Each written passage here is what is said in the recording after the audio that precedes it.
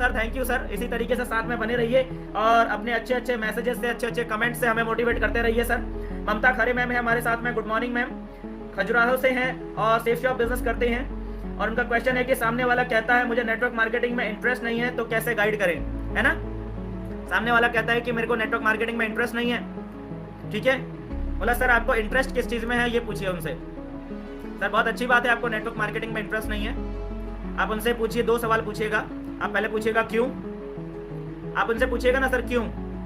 जैसे ही आप उनसे पूछेंगे कि सर आपको क्यों इंटरेस्ट नहीं है, तो वो आपको कुछ रीज़न बताएंगे कि नेटवर्क मार्केटिंग ऐसा है, नेटवर्क मार्केटिंग वैसा है, नेटवर्क मार्केटिंग मेरे बस का नहीं है, इस तरीके की वो बातें बताएंगे कि नेटवर्क मार्केटिंग मेरे लेवल का नहीं है, मैं बड़ा ऊंचा आदमी हूँ, नेटवर्क मार्केटिंग तो छोटे लोगों का काम है, फालतू लोगों का काम है, इस तरीके का वो कुछ रीज़न बताएंगे आपको, ठीक है। तो आपने उन रीजंस को उनको क्लियर करना है, ठीक है। जब सामने वाला कहता है नेटवर्क मार्केटिंग में मुझे इंटरेस्ट नहीं है, तो कोई ना कोई कारण होगा ना, तभी तो बोल रहा है कि मुझे नेटवर्क मार्केटिंग में इंटरेस्ट नहीं है। तो आप तो पहले तो इस चीज को क्लियर कीजिए सामने वाले का कि भाई सर आपको किस चीज में, आपको जो है नेटवर्क मार्केटिंग में इंटरेस्ट नहीं है तो क्यों नहीं है, पहली बात, ठीक है सर। दूसरी बात, जब आप ये चीज क्लियर कर देती हैं तो आप उनको बताइए कि सर आपको, चलिए मान लिया ये सारी चीजें समझने के बाद भी, चलिए मान लिया कि ये सारी बातें समझने के बाद भी आपको नेटवर्क मार्केटिंग में इंटरेस्ट नहीं है, तो सर आप मुझे ये बताइए कि सर आपको इंटरेस्ट किस चीज में है, क्या आपको पैसा कमाने में इंटरेस्ट है सर। बोलेगा हाँ बिल्कुल है। क्या आपको फैमिली के साथ में ज्यादा से ज्यादा टाइम स्पेंड करना, इसमें आपको इंटरेस्ट है सर, अपने बच्चों के साथ, अपने परिवार के साथ, अपने रिश्तेदारी में ज्यादा से ज्यादा टाइम स्पेंड करना, आपको इसमें इंटरेस्ट है सर। हाँ सर है, बिल्कुल है। फैमिली के साथ वैकेशंस में जा सकें, अच्छे अच्छे टूरिस्ट प्लेसेस में घूमने जा सकें, जब काम करने का मन किया तब करें और जब काम करने का मन नहीं किया तब ना करें, ऐसी आज़ादी वाली जिंदगी जीने में इंटरेस्ट है क्या सर। बोला हाँ है ना, बिल्कुल है, किसे नहीं होगा, हर किसी को है। बोला अच्छा।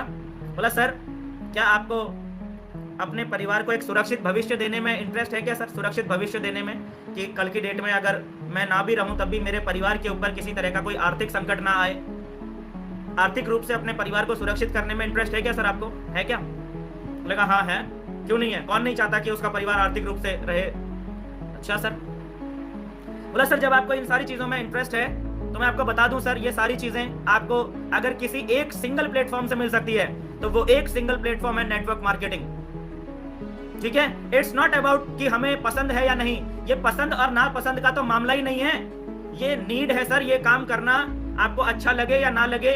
जीवन में हम सारे काम वही नहीं कर रहे होते हैं जो हमें अच्छे लगते हैं, बल्कि बहुत सारे काम हम वो भी कर रहे होते हैं जिन्हें करना जरूरी है कर रहे होते हैं ना सर। ऐसे बहुत सारे काम हम अपने जीवन में कर रहे होते हैं जिनको करना जरूरी है, और सर नेटवर्क मार्केटिंग भी उन्हीं कामों में से एक काम है जिसे करना, चाहे आपको पसंद हो या ना हो, आपको इंटरेस्ट हो या ना हो, लेकिन इसे करना जरूरी है सर। समझ में आया। हमारे साथ में यहाँ पर मुकेश पवारे सर हैं, सेफ शॉप कंपनी से, बालाघाट से।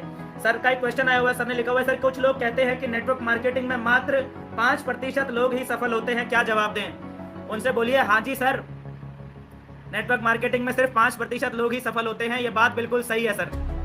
और साथ ही साथ उनको ये भी बोलिए कि सर इसके साथ में एक फैक्ट ये भी है कि नेटवर्क मार्केटिंग को सिर्फ 5% लोग ही हैं जो सीरियसली करते भी हैं सर, ये भी बोल दीजिए उनको, ठीक है। आप उनको बोलिए कि सर ये बात बिल्कुल सच है कि नेटवर्क मार्केटिंग बिजनेस में सिर्फ 5% लोग ही सफल होते हैं, बात बिल्कुल सही है सर आपकी।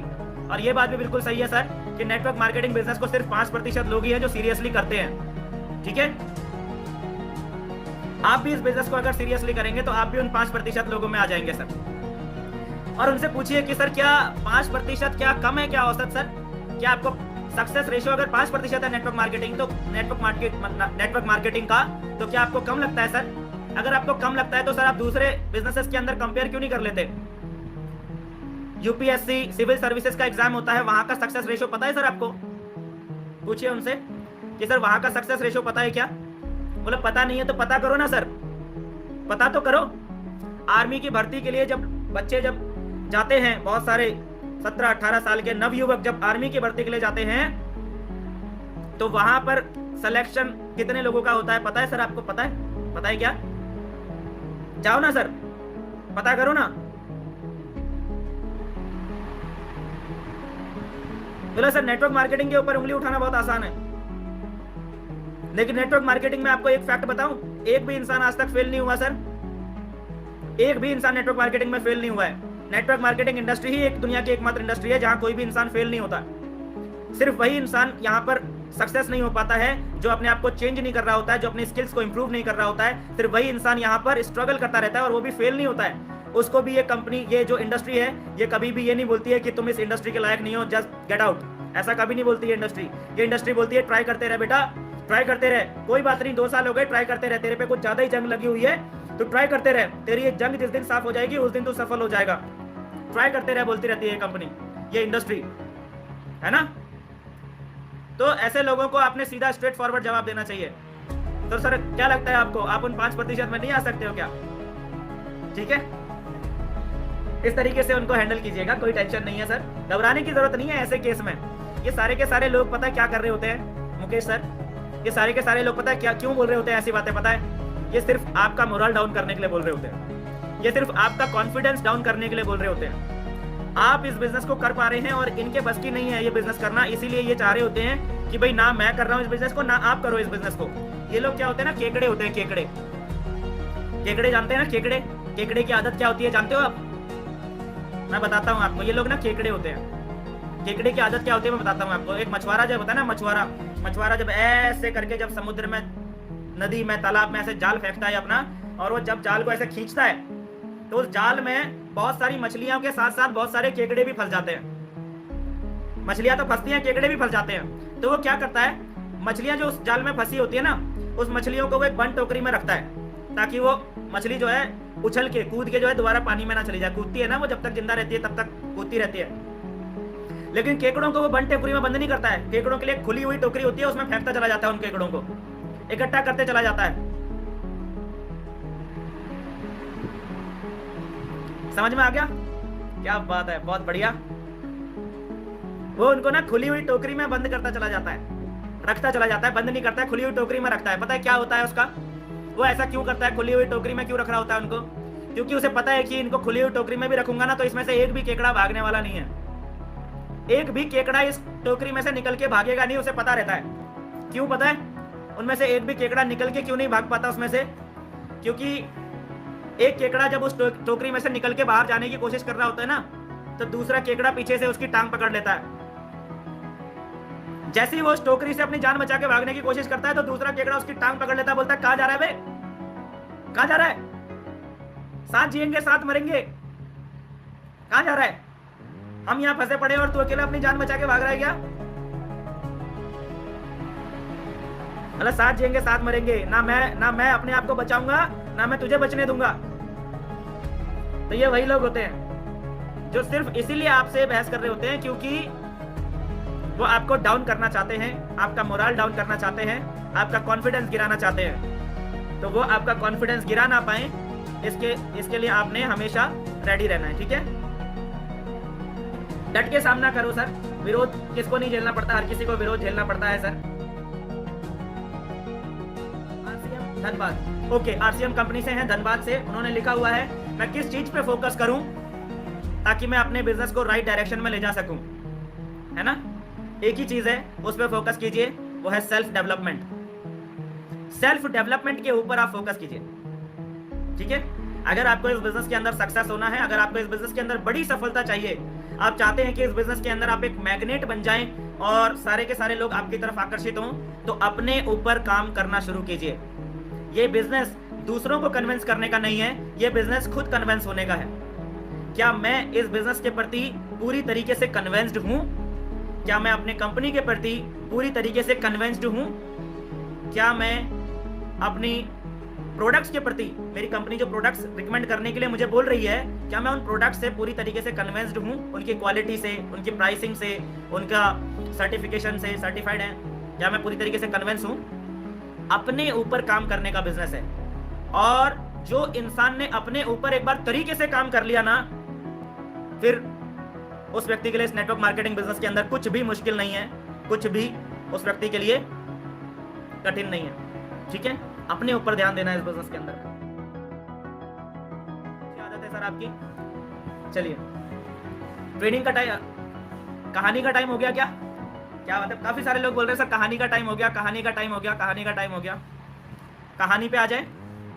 आज के लिए मैंने कोई कहानी सोची नहीं है, तो कोई कहानी जो आप चाह रहे हो कि उसे रिपीट कर दिया जाए तो बताइए, उसे रिपीट कर देंगे।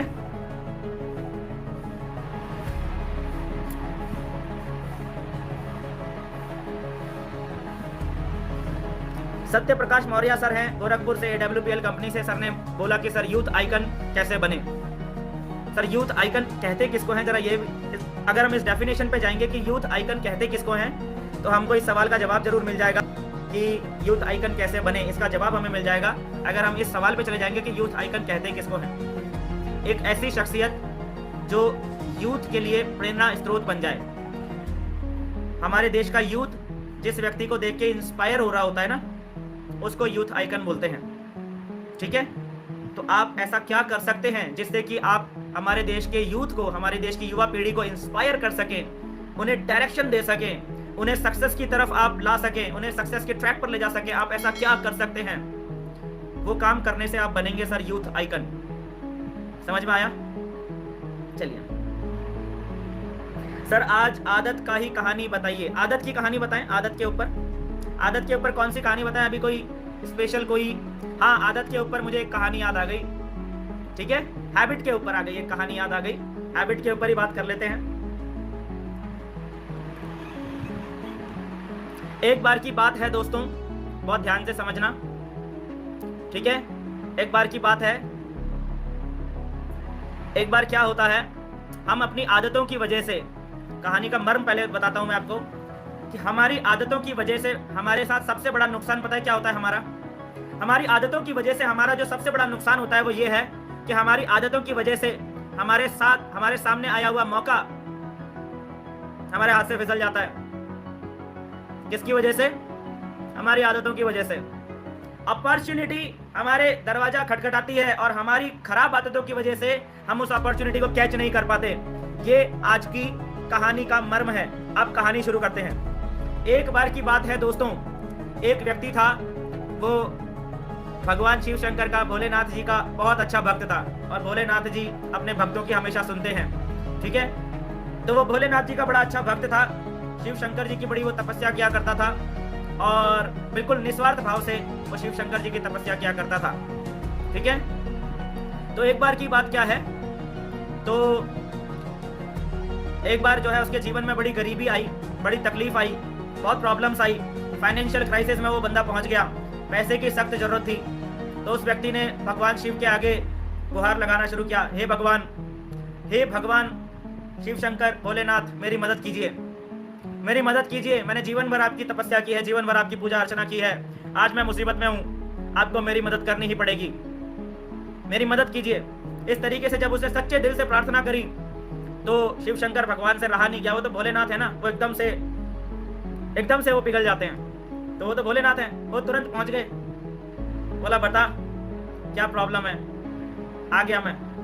बोला बताइए क्या समस्या है आपकी? तो उन्होंने बोला कि भगवान ऐसे ऐसी बात है, मेरे को बहुत समस्या है, बहुत प्रॉब्लम है मेरे को, और मुझे कुछ ऐसा दीजिए, कुछ ऐसा मुझे वरदान दीजिए कि मैं अपने जीवन में बहुत अमीर बन जाऊं और मुझे जीवन में कभी भी पैसे के लिए काम ना करना पड़े, मुझे जीवन में कभी भी आपकी भक्ति के अलावा मुझे और कुछ ना करना पड़े। ठीक है, और मैं सिर्फ आपकी भक्ति करना चाहता हूँ और मेरे को पैसे के लिए कभी जीवन में काम ना करना पड़े। मुझे कुछ ऐसा उपाय बताइए जिससे कि मेरे पास बहुत सारा धन संपत्ति आ जाए और सब कुछ, मतलब सब कुछ ऐश्वर्य पूरा का आ जाए हमारे पास में, हीरे जवाहरात गहने जो कुछ भी मैं चाहूँ वो सब मेरे पास में आ जाए, ऐसा कुछ बताइए। तो भगवान शिव शंकर ने बोला पारस पत्थर दे दूं क्या? भगवान शिव शंकर ने क्या बोला? बोला पारस पत्थर दे दूं क्या, चलेगा काम उससे? बोला पारस पत्थर क्या होता है? बोला पारस पत्थर क्या होता है नहीं पता? चल मैं बताता हूँ। पारस पत्थर एक ऐसी चीज होता है, एक ऐसा पत्थर होता है, वो उस पत्थर को तुम जिस पे टच कर दोगे ना वो सोने का बन जाएगा। बोला दे दूं? फिर तो कोई दिक्कत नहीं रहेगी ना। तो वो आदमी बड़ा प्रसन्न हो गया, बोला कि हाँ शिव शंकर जी दे दो। बोला इससे कोई नुकसान तो नहीं होगा ना? ये पारस पत्थर से पता चला सब कुछ सोने का बन गया और मेरे पास कुछ खाने के लिए, कुछ पीने के लिए नहीं बचा। बोला नहीं ऐसा नहीं होगा, टेंशन मत ले, पारस पत्थर तेरी मदद करेगा, पारस पत्थर तेरे को अमीर बनाएगा, तेरे सारे सपने पूरे करेगा। ठीक है, टेंशन नहीं लेने का। बोला ठीक है, तो दे दीजिए पारस पत्थर। बोला लेकिन वो आसानी से मिलता नहीं है, मैं तुझे ये बता सकता हूँ कि पारस पत्थर तुझे कहाँ पर मिलेगा, तू वहाँ पर जाके ढूंढ ले, वहाँ पर 100% पक्का मिलेगा, ये मेरा वादा है, वहाँ पर जाके ढूंढ ले। बोला ठीक है मैं ढूंढ लूंगा, नो प्रॉब्लम। बोला ऐसा है तेरे घर से इतने किलोमीटर दूर में एक नदी बहती है ना, उसके बारे में जानता है ना? बोला हाँ जानता हूँ। बोला उस नदी के किनारे पर जा, इस जगह पर जाना, उसके किनारे पर, और वहां पर जाके उसे पारस पत्थर को ढूंढना। ठीक है, और जैसे तू पारस पत्थर को ढूंढेगा, तेरे को जैसे वो पारस पत्थर मिल जाएगा तो फिर वो जिंदगी भर में वो पारस पत्थर तेरे पास रहेगा। बोला लेकिन वहां पर नदी के किनारे तो सर बहुत सारे पत्थर होते हैं ना। वो शिव शंकर जी से बोलता है नदी के किनारे तो बहुत सारे पत्थर होते हैं, मैं पहचानूंगा कैसे कि इनमें से पारस पत्थर कौन सा है? तो वो बोलता है देख भाई ऐसा है ना, जो पारस पत्थर होगा ना वो गर्म होगा, गर्म। क्या होगा? वो पारस पत्थर गर्म होगा, बोलता है वो। शिव शंकर जी बोलते हैं उसको कि पारस पत्थर गर्म होगा।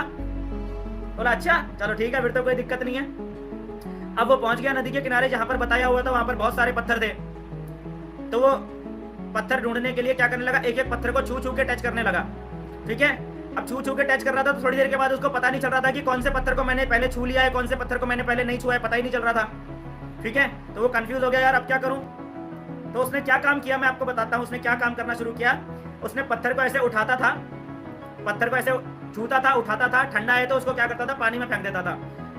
वो बोलता था कि अगर ये पत्थर ठंडा है तो इसकी जरूरत नहीं है, इसको फेंक देता हूं। तो इस तरीके से उस व्यक्ति ने क्या किया, उस व्यक्ति ने जो है पत्थर उठा उठा के पानी में फेंकना शुरू किया। हर बार उसके हाथ में ठंडा पत्थर आता और हर बार वो उस पत्थर को पानी में फेंक देता। हर बार उसके हाथ में ठंडा पत्थर आता था और हर बार वो उसको पानी में फेंक देता था। तो ऐसा करते करते क्या हुआ, एक दिन पूरा बीत गया और पारस पत्थर नहीं मिला। लेकिन उसको विश्वास था, भगवान शिव शंकर ने बोला है ना मेरे से ऐसा, तो झूठ नहीं हो सकता, सच में मिलेगा। उसे विश्वास था। फिर दूसरा दिन हो गया, दूसरे दिन फिर से वो वही काम करता रहा। वो हर बार वो पत्थर को उठाता, हर बार ठंडा पत्थर हाथ में आता और हर बार वो उसको पानी में फेंक देता। इस तरीके से करते करते एक दिन बीत गया, 2 दिन बीत गया, 3 दिन बीत गया, 4 दिन बीत गया और उसकी आदत में आ गया, उसकी आदत में आ गया ये चीज। समझ में आ गया, ये उसकी आदत में आ गया। क्या आदत बन गई, पत्थर पकड़ता था उठा के पानी में फेंकता था, पत्थर पकड़ता था उठा के पानी में फेंकता था। करते करते करते करते कुछ दिन जब बीत गए, एक दिन अचानक से एक गर्म पत्थर उस व्यक्ति के हाथ में आ गया। वो पत्थर गर्म था, गरम गरम पत्थर उस व्यक्ति के हाथ में आया। लेकिन क्या करे, तब तक तो आदत खराब हो गई थी ना, तब तक तो आदत से मजबूर हो गया था। और उसी फ्लो में वो व्यक्ति गया, पत्थर उठाया और उसी फ्लो में उसका हाथ घुमा और वो पत्थर सीधा उठा के नदी में फेंक दिया। समझ में आया? वो पत्थर उठा के उसने नदी में फेंक दिया। क्या समझ में आया? आदत, हमारे पुराने पैटर्न हमने अपने जीवन में कुछ पैटर्न बना रखे हैं ना, कुछ आदतें डेवलप कर रखी हैं। सुबह इतने ही बजे उठूंगा, इतने ही बजे फ्रेश होऊंगा, इतने ही बजे नाश्ता करूंगा, जब मन किया तब उठूंगा, जब मन किया तब नहीं उठूंगा, जब मन किया पढ़ूंगा, नहीं मन किया नहीं पढ़ूंगा, मन किया तो MLM का सत्संग में आऊंगा, नहीं मन किया नहीं आऊंगा। आदतें बना रखी है ना, और इन्हीं आदतों की वजह से पारस पत्थर हाथ में आता है और हम उसको पानी में फेंक देते हैं।